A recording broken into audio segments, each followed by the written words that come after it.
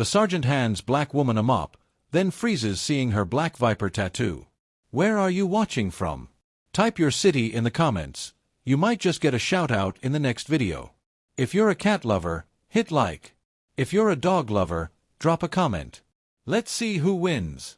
And if you love pets in general, hit like and subscribe for some good luck today. The rain had turned the military base yard into a slick, gray expanse of mud and puddles. Sergeant Blake Thompson stood at the far end of the barracks hallway, boots squeaking slightly against the polished tile.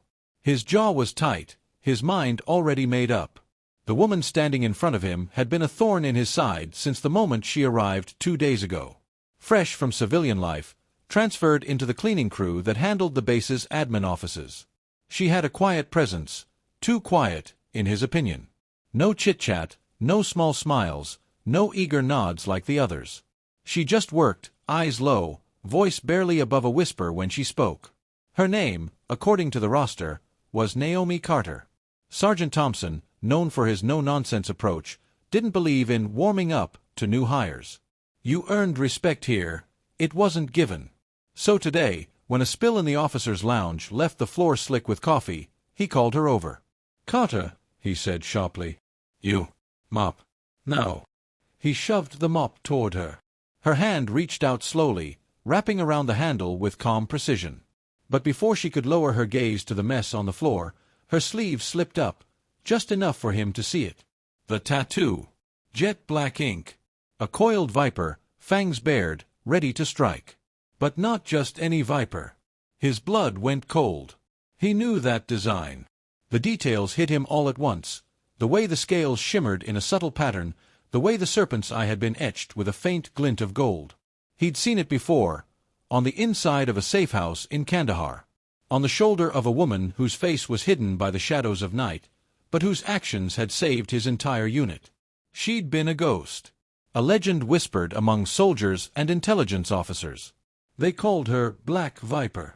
An asset who worked deep undercover, rescuing POWs, infiltrating enemy camps, extracting information under impossible conditions.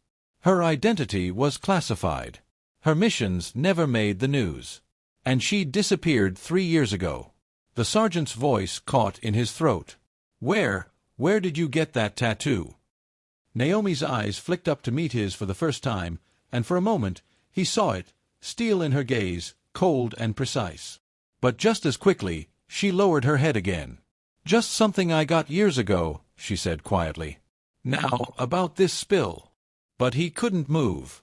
Couldn't speak. Memories were rushing back, sandstorms, gunfire, the burning wreckage of a Humvee. And her, moving like smoke through the chaos, dragging his wounded corporal to safety before vanishing into the night. It was her. It had to be her. "Carter," he said again, softer now. "That's not just a tattoo, is it?" She stopped mopping. The silence between them stretched, broken only by the distant hum of fluorescent lights overhead. Finally, she straightened. "Sergeant, I'm here to work.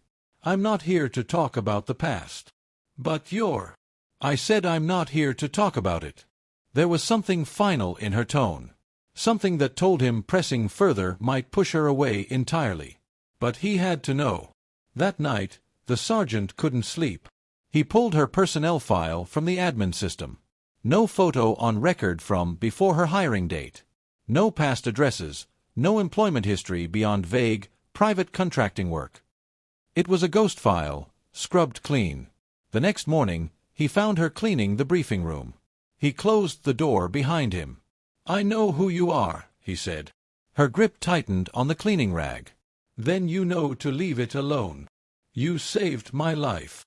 She didn't answer. "You were Black Viper." Naomi's eyes finally locked onto his, and this time, she didn't look away. "And now I'm just Naomi Carter. A civilian. My war ended a long time ago." The sergeant hesitated. "Why are you here? On this base?" She took a deep breath. "Because someone I used to trust betrayed me. I lost everything. My team. My clearance. My identity. I don't exist anymore. And the only way to stay alive is to keep it that way." "But if you're here, it means they've found me before, Sergeant." And if they find me again, it won't just be me who's in danger. It'll be everyone around me." The words chilled him. 2 weeks passed. The sergeant kept his distance, but his eyes were always on her. He noticed the way she scanned every room before entering, how she avoided windows, how she carried herself like someone who'd never stopped being a soldier. Then one evening, it happened. A black SUV rolled slowly past the base gates. The sergeant caught a glimpse of the driver, a man with a jagged scar across his cheek. He remembered him from a grainy Intel photo years ago. Naomi saw it too. And the look in her eyes told him everything. Her past had just caught up. "Sergeant," she said quietly, "if you trust me at all, you'll get every civilian off this base tonight." He didn't ask why. He didn't have to. Within minutes, the non-essential staff were gone. Hours later, under the cover of darkness, the base was hit. 3 men slipped through the fence near the storage hangar. But they never made it to the barracks. Naomi moved like a shadow, silent, swift, lethal. The sergeant only saw flashes of her in the moonlight, the glint of a knife, the thud of bodies hitting the dirt. When it was over, she stood there, breathing hard, the black viper tattoo gleaming under the security lights. "This is why I don't talk about the past," she said. The MPs took the intruders away. The sergeant approached her, his voice heavy with gratitude. "You could have run. You could have let them take what they wanted. But you stayed." She looked at him, eyes unreadable. "I'm not a hero anymore, Sergeant. I just didn't want anyone else to get hurt because of me." The next morning, she was gone. Her locker was empty. No note, no goodbye. Just the faint scent of gun oil lingering in the air. The sergeant kept the mop she'd used that first day. Not because of what it was, but because of what it reminded him. That some battles aren't fought for medals or recognition. Some are fought in the shadows, for reasons the world may never know.